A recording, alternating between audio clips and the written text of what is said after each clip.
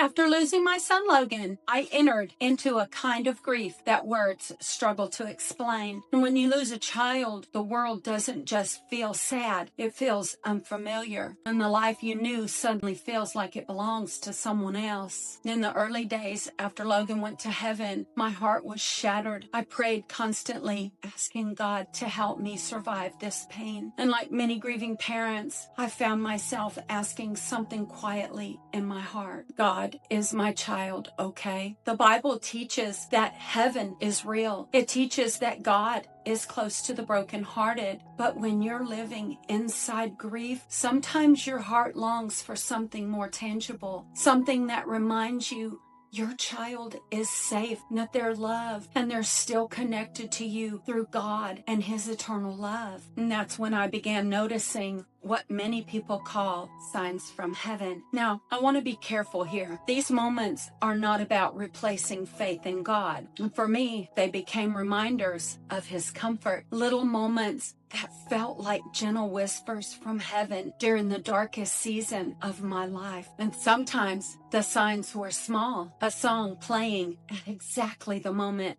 my heart needed it, a memory appearing out of nowhere at the exact time I felt overwhelmed, a quiet sense of peace during prayer that felt almost like Logan was near. And these moments didn't erase my grief. They didn't bring Logan back, but they reminded me of something very powerful. Love does not end when life on earth does. Many grieving parents experience similar moments, but they're often afraid to talk about them. They worry people might think they're imagining things or that they're simply trying to comfort themselves. But what I've learned on this journey is that God often comforts broken hearts in ways that are deeply personal. And sometimes those moments feel like gentle reminders from heaven itself. They're not loud, they're not dramatic, but just enough to remind a grieving mother that the love between a parent and child is never truly separated. And one of the hardest moments after losing Logan was the silence. And before he passed away, my life was filled with his presence, his voice,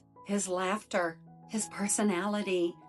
Even the simplest things like text messages, phone calls, or hearing him walk into a room saying, howdy, howdy. And then suddenly that presence was gone. And grief creates an emptiness that is difficult to describe. It feels like the world continues moving forward while your heart is standing still. And in those early moments, I prayed often, not long, perfect prayers, just the kind that come from a broken heart. And sometimes I would simply say, God, please let Logan know how much I love him. And during one of those quiet moments, something unexpected happened. I felt a sense of peace come over me that I had not felt since the day he left this world. It wasn't dramatic. It wasn't something I could physically see, but it felt real. It felt like the kind of comfort that doesn't come from human words. It felt like heaven was closer than I ever realized. And for the first time since Logan passed, I felt something other than overwhelming sorrow. I felt reassurance, like God was reminding me that Logan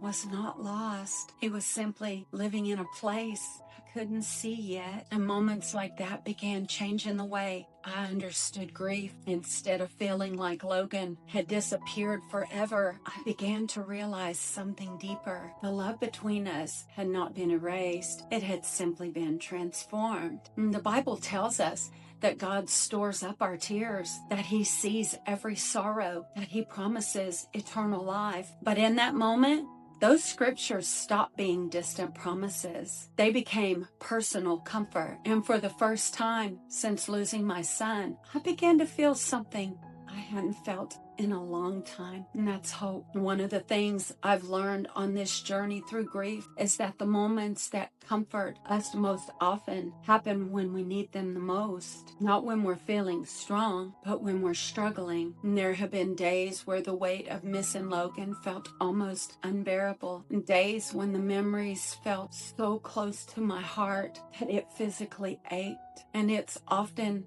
on those days that something unexpected happens. A photo appears in my phone memories at the exact moment I'm thinking about him.